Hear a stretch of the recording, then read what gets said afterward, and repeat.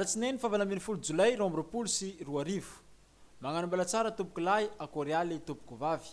Tonga fotoagnany pampalam-baovao koa dia ampangajagna no agnasainao agnaraka nantsipirim-baovao antsika hatramin'ny farany eto amin'ny radio Antsin'ny filazantsara. Ny Fizotrany fanadinam-panjakana Baccalauréat 2024 no anomboantsika ny fampalam-baovao amin'ny tia NEWS18. Natomboka androany alatsinainy fahavalambin'ny Jolay 2024 ny fanadinam-panjakana Baccalauréat ka nitaranja filozofia no nanomboana izany ny maraina teo. Mpiadina miisa inamby 27 sy iray aligny no voasoratra agnarana hiatrika ity fanadinam-panjakana Baccalauréat ity ho an'ny faritra Diana sy ny faritra Sava. 27 sy iray aligny ny mpianatra enseignement général ary 7 sy 700 kosa ny enseignement technique. Ho an'ny Antsiranana manokana dia mpianatra 70 sy 700 sy 200 no voasoratra agnarana. Mpianatra miisa 200 sy 700 sy 200 no tonga ary 720 no tsy tonga. Atreto dia mizotra ampilaminana izany fanadinam-panjakana Baccalauréat izay eto ambony vohitry Antsiranana.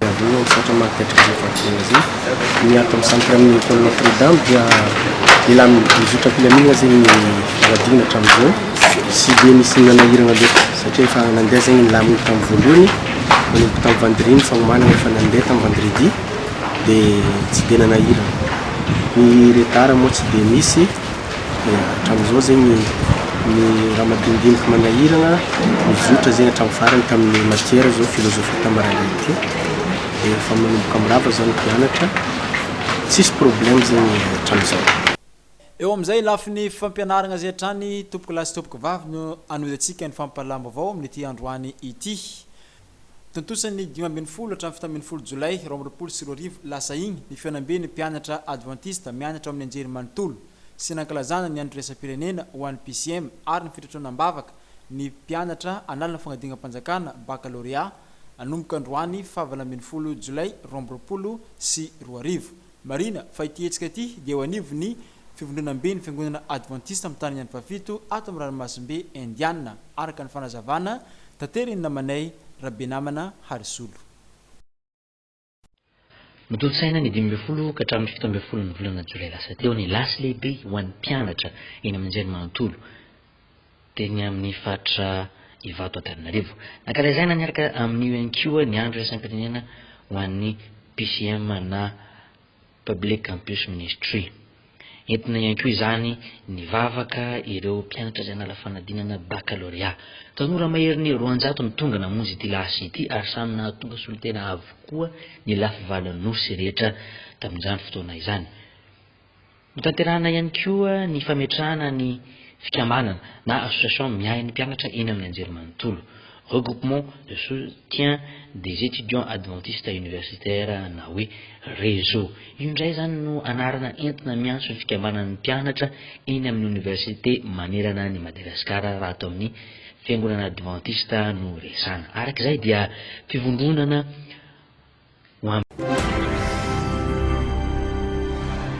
fihofanana momba ny patisserie sy cuisine tao amin'ny fleurs éveillées fanantenana Antsiranana. Fikambanana najoro mba ho fanampiana ny tanora no antom-piasany ity ivitoeram-piofanana fleurs éveillées fanantenana ity eto Antsiranana. Ireo reny mamelony tegna irery mativady ireo vehivavy iarany setrasetra ao an-tokatrano no omeny ity ivitoeram-piofanana fleurs éveillées ity fiofanana memempoagna raha ny fagnazavagna nataony ramatoa Rasolohery Jenny Stéphania directrice régionale de fleurs éveillées fanantenana Antsiranana. Fanantenana eto Antsiranana zegny dia fivondronan'ny tanora, vondron'ny tanora atao hoe mizara fahaizana magnano asa soa ho an'ny namana, tanora namana. Zay zegny tanora zokojokony fa misy ireo tanora zandry koa miaradia aminay dia nifidigna zegny ny quartier ny Matsara satria atao ny quartier nandray zay fa ny fokotany jiaby magnerana ny dibosare zegny afaka misitraka io fiofanana zay ataony ao Matsara io daholo.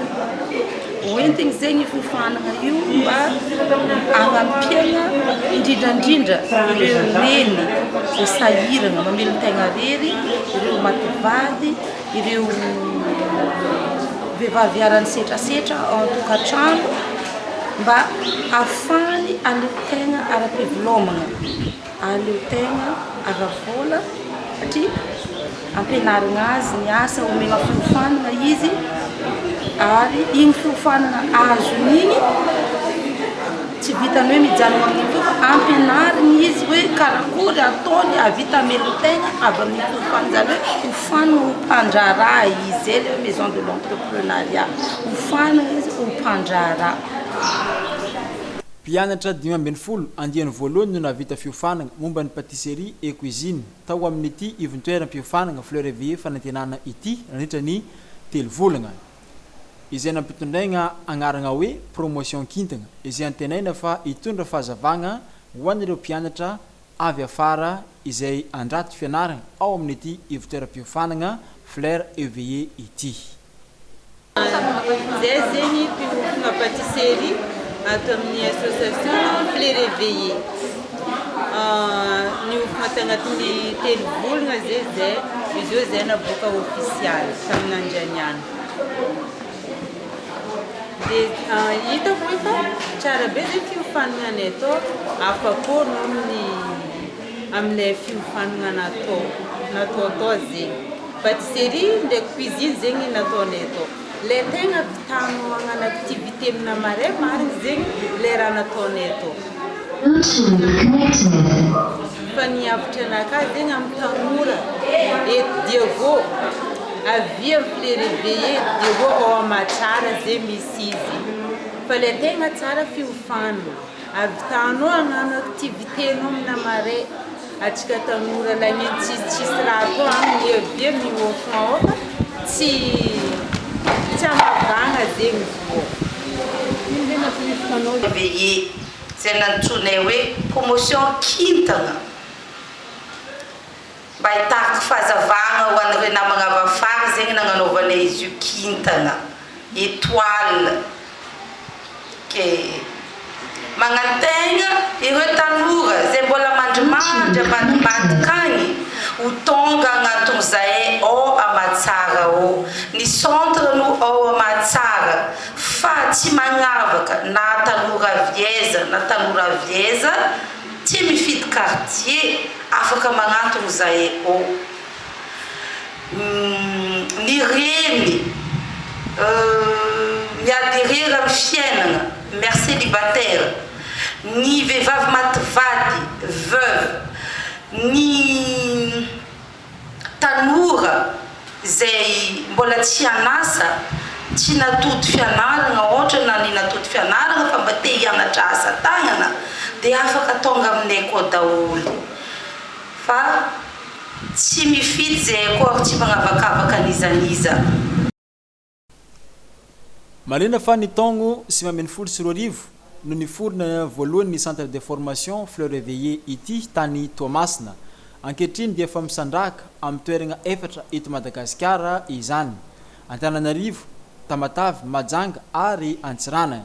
Kao amin'ny lo 10 RC Matsara no misy ny centre de formation fleurs éveillées eto an-tampon-tanànan'ny Antsiranana raha ny fagnazavagna. Ary ny INFPA na ny ambassade de France, ambassade de Japon, ny ministère tanora sy ny fagnatanjahantegna, ny ministère mponina, ny fiahina ara-tsosialy sy ny fampivoarana ny vehivavy no miay manokana ity centre de formation fleurs éveillées Madagasikara ity.